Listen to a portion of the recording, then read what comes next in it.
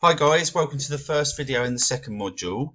Like I promised in the last video, in the last module, today we're going into the wonderful world of plugins. So so here we are in our Mizofumi website. So at the moment, obviously, all we've done is a brand new setup. Okay, so we've chosen a theme. The theme that we chose, we put some stuff in the widgets in the right hand bar. And we've created a menu, done a few things.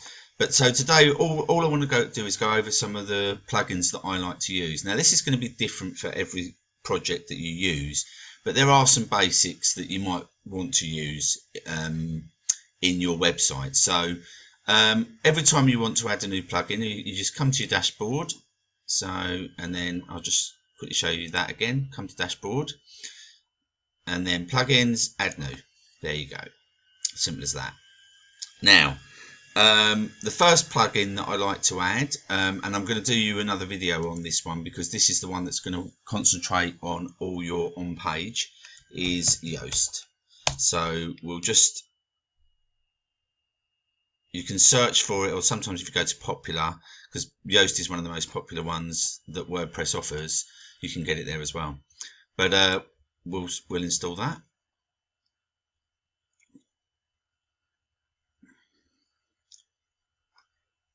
So just give that a second while that comes up, and then you just need to activate the plugin there. Really simple.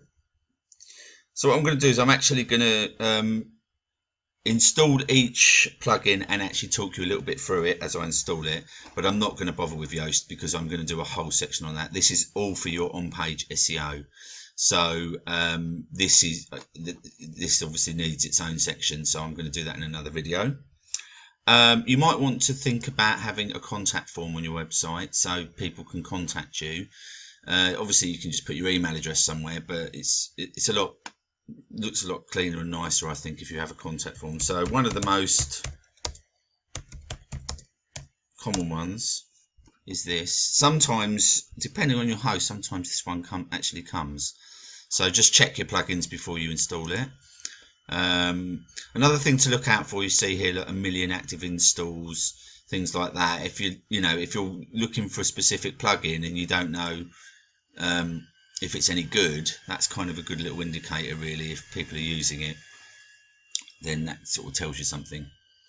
So there we go. So that's contact form 7. Now let's just go through that very quickly. So you've got a contact, so it automatically gives you a contact form. Now, if you want to use this contact form on any of your pages, all you need to do is actually copy that shortcode into a page. So let's go to our pages and actually see what it looks like before we do anything. So let's go to the front page. Obviously, you're not going to normally put it on your front page. You normally have a contact page, but just for the sake of this, I'm just going to do this. So we'll just underneath there, if we just put that shortcode like that. Okay. Normally when you're putting code in, you put it in the text bit there, but with actual shortcodes, you can put that on the front page. That's absolutely fine. So press update.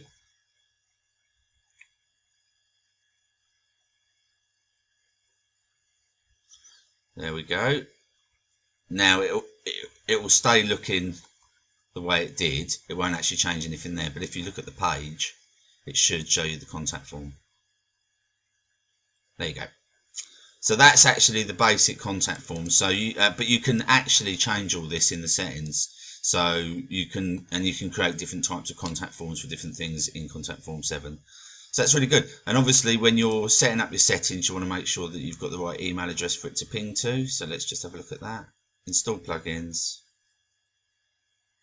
and there you go. You've got your settings there, and you can edit that there. So these are all the different areas that you can put in here. Change that around, and then at the moment it's going to there, you see. So obviously make sure you can change your email address. These are all the messages when it's sent successfully, that they're going to receive. So if it sends successfully, etc. I believe you can put in a URL and actually put something on a page that it can go to. So you can kind of adapt it as you want. I won't go through everything on that because there's plenty of tutorials, but I just wanted to basically show you. So the next thing is if you want to have an autoresponder. Now, all an autoresponder is, and you've seen these on millions of websites, is basically like you've got MailChimp and Aweber, and they will they are autoresponders, and what they will is they will capture somebody's email address. So if you want somebody to sign up to, say, like a newsletter, or you want to keep them informed of anything, or actually sell them something, you would then capture their email address via a opt-in form or a pop-up, which are quite popular. And then that pop-up or opt-in form, that isn't your autoresponder, that's something separate, which you can get. And then that will go into your autoresponder, and then you can set up an autoresponder sequence from that email, which might be, for instance, immediately they get sent an email as soon as they opt in with like a free offer, for instance. Or you may want to send an email to everybody on your list offering them something. And sometimes you might want to just kind of keep them on a newsletter, so you might send them a newsletter once a week. You can set that all up in an autoresponder. So some of the best autoresponders out there, I mean, we're going to try and do this because this course is completely free. I'm trying to keep it as cheap as possible for you. So Aweber's really good, but MailChimp give you a free account, and I think, I'm not going to log in, but I think they give you, yeah, 2,000. You can have 2,000 people on your list before you have to start paying. And then the price is, let's just have a look at the pricing as it stands at the moment. I'm not sure. You might be able to get a coupon as well. That's another thing to look out for. But yeah, you get 2,000 subscribers. Why is it not showing any prices? I don't know. Right, and for free, and then you'll have to upgrade. Here we go. Look, so it's $20 a month if you want. So yeah, 0 to 2,000 subscribers, 12,000 emails per month. That's absolutely free, and then they go up from there. Now, if you want to sync WordPress with one of the autoresponders, one of the actual plugins that I would recommend is MailChimp for WordPress. Okay, and then you obviously, what you need to do, you just need to sign up with MailChimp. You then need to, I'm not going to actually install this one at the moment because I'm not going to be putting an autoresponder on here, but you want to make sure it's MailChimp for WordPress and look at the one with the most active installs. So I think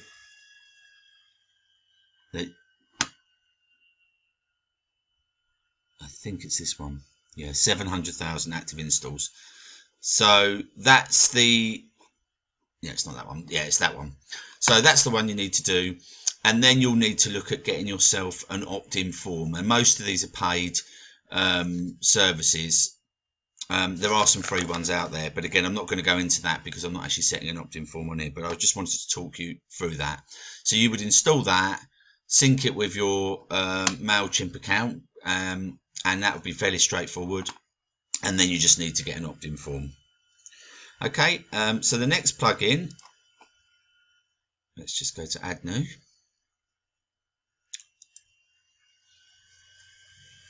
One that I like to use, again, this is totally free. Most of the ones, in fact all of the ones I'm going to be using are going to be free. W3 Total Cache. Now, what this does is your site will take a certain amount of time to load when somebody searches for it on Google. And that will depend on quite a lot of things. And one of the biggest things is how sort of heavy your site is and how much information it needs to load. Okay.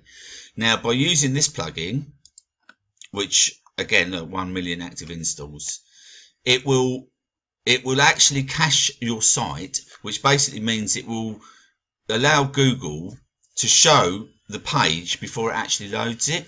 So what it can do is it can actually have a version of your page cached on the site.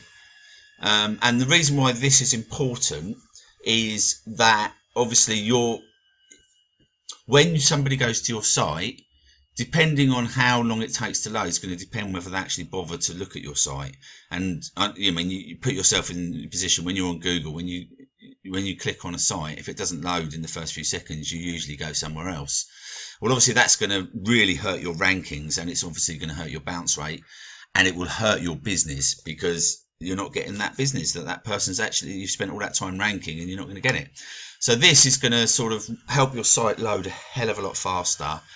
This is a godsend. So it's kind of, for me, it's a must-have on any site. And actually, when you get more plugins and more pages on your site, depending on your host as well, it's gonna make your site load that much slower. So this is going to help an awful lot. Okay, so we'll have a quick look into the settings. Okay. Now again, you will need to get a tutorial on this, on exactly how to do all this, because yeah, so page cache, we would enable that. Reduce the load time by decreasing the size of the number of CSS and JS files. Automatically remove unnecessary, so you might as well minify, yeah. And I leave all those. Database cache, you might as well do that. And object cache, you might as well do that. I kind of tick most of these. CDN I don't do. And then it says save all settings underneath each one. I can never work out whether you have to press them all, so I would just recommend just pressing them all. And you can empty the cache and sort of recache it straight away, so that's always good. But I'm not going to do that right now.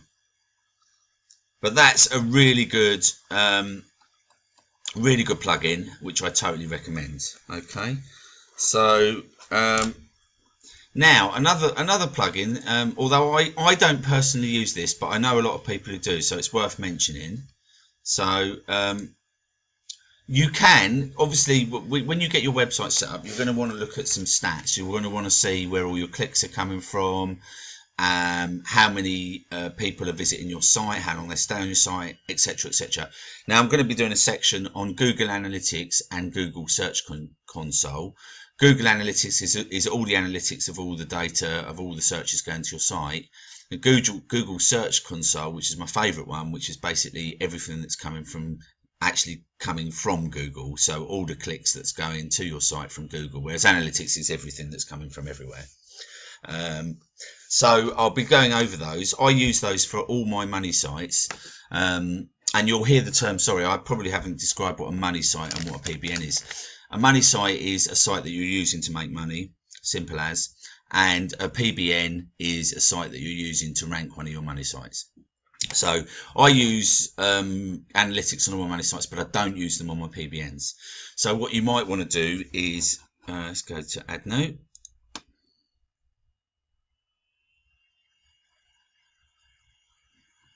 Right, here we go. So I think it's called Slim Stat Press. This is one where you can actually have one within is it SimStat? Let me just have a look. I haven't used it for a while. There it is. There you go, 100,000. You can install that. Now I'm not actually going to use this, but I would advise using something like this. If you need to use this on anything, use it on your PBNs. Don't use it on your money sites. You might as well use the Google on your money sites, because that's, you know, Google basically, the reason that you don't want to use it on your PBNs is because you're trying to avoid any footprints, and I'll go into that a bit more later. But obviously your money site can have a footprint because it's kind of out there. So yeah, that's another one you can do. I'm not actually going to install that one. Now you're going to need to have some form of social sharing, especially on your money site. You're going to, you know, you've seen them on all the sites, a link to Facebook, YouTube, Tumblr, Google, Twitter, all that sort of stuff. So you're going to need some sort of social share icon. So Just type in something like that. Use something different on your PBNs, but on your money site, obviously depending on how you want to go. Simplified social share is a really good one. But again, I look at the installs and see, so it's like 3,000, 10,000, 2,000. That one's got 20,000. So yeah, we'll go for this one. I mean, there's different ones you can use and try, and they all kind of do very similar things. So we'll install that. And to be honest, the reason I haven't recommended one is because I use completely different ones depending on the site and how they look. So activate plugin. It's saying that there's actually some plugins that it recommends you use with this, but at the moment I'm not going to. So horizontal sharing bar, mobile sharing bar. Okay, it looks like this one's got quite a lot of information, but you can sort of go into these and then you'll see you can actually have these appear depending on the app that you use. You can have them appear in different parts of your blog. I mean, I've seen them on the side, I've even seen them in the bottom and all the rest of them, but again, I'm not going to go into that now because that's, you know, you can spend hours doing that sort of stuff if you want to, but I usually just get a plugin that just plonks them at the top or the bottom. Right, okay, so install plugins. Now another one that's really good for helping get your site ranked is a little gold gem. So add new plugin.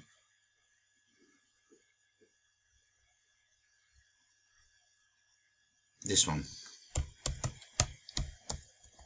if I can spell it, Video XML Sitemap Generator.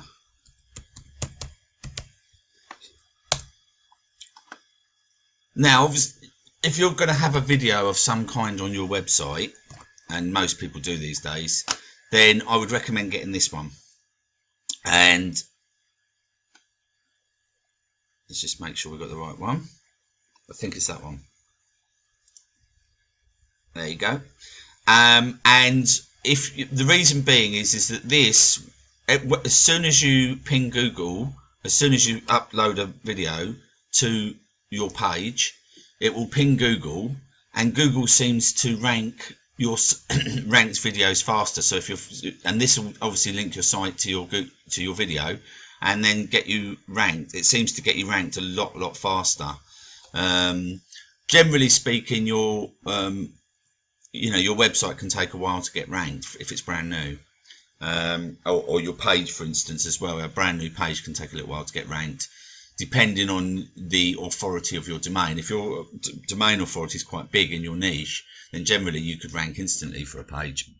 But if it's brand new, or it's it's in its infancy in the first year or whatever, it can take a while for your pages to rank. So if you've got this installed and set up, then as soon as you upload a page with a video, this is going to rank you a lot quicker. So that's really good. Another one that I like to do, because some of the things that Google hate on websites is broken pages. Now, if it's a brand new website and you've not done this before, you won't have any broken pages.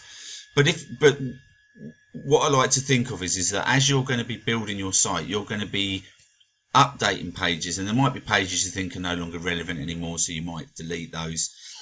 But what might happen is someone or somewhere, or yourself with it internally, might have a link to a page that you end up taking down or you don't have anymore. So a little thing I like to do, and it will send all the link juice from anything that's put into Google. So if you've got any broken links or any links that you do not have a page for anymore on your site, it will just send everything back to your home page, and I'll show you how that's done in a minute. You'll get this plugin's really good. Now, again, if you're using this plugin for a PBN, be very, very careful on how spammy your PBN may be. If your PBN's got 1,000 pages or 2,000 pages, I really wouldn't recommend using this, because if Google will penalise you if there's lots and lots of searches for broken pages that are going to the home page. They see that as quite spammy, but it is quite good it's especially good for a new website as you're developing it. this I highly recommend this one. So anyway, we're gonna get this installed, and then I can show you what it does. So 404 to 301. Now 404 to 301. A 404 is a broken page. Okay, it's just a technical term for a broken page. 301 is a redirect. Okay, so if we go activate plugin, I'll show you how it works.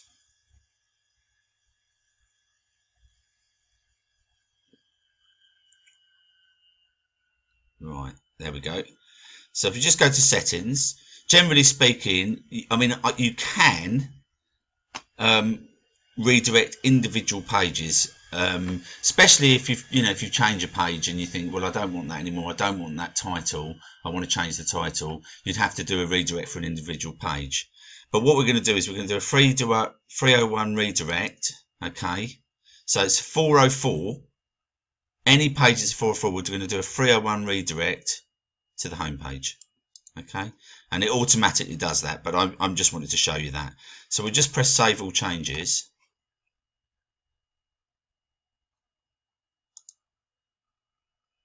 I should have actually shown you what it does beforehand, but you can do that on your own website. So on your own website, before you install this plugin, if you put in anything, yeah, you'll notice it'll go to 404 and say page not available. But as you can see, you can put in anything after the mizafumi.net and it just goes straight back to the home page. I think that's really good, especially, it sort of takes some of the worry out of when you're creating a website and you don't know, oh, if you change the name of a domain or you do something, and obviously if people start linking to you and you've got some social shares, it's always good to sort of catch those people. And if you've got a lot of broken links, Google will penalise you. So that's a really good plugin. Now, another one that I like to use. It's important, obviously, for your website to have terms of service and privacy on there. A page at least for those things. Google absolutely loves this because it shows that you're a real business, and you can get plugins for these. So auto privacy is a good one. So we'll just get that. Auto, that's the one. You see it at 90,000, so that's a really good one.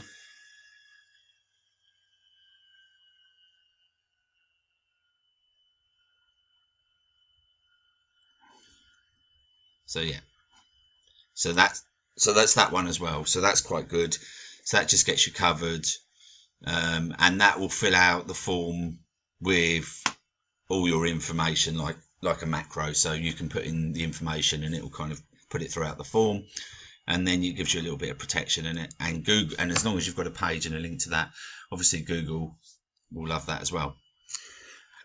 So that's about it, really. There's a million plugins out there. There's so many different things you can do, and it obviously all depends on your site. You may need to put a specific slider. Like for instance, this one comes with a slider, but you might want to put one in, so you can just look for a plugin for a slider.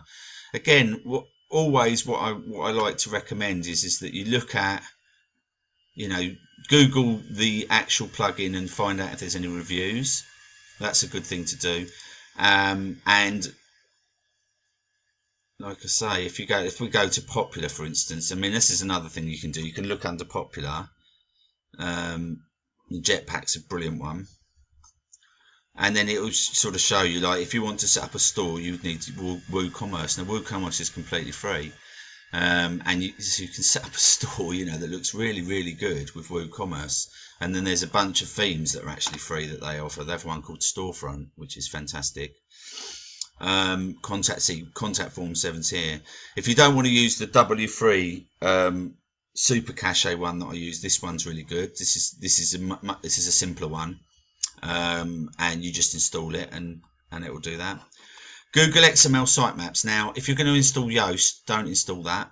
because it's going to conflict. Yoast actually does that for you. But if you're not going to install Yoast, I would use that.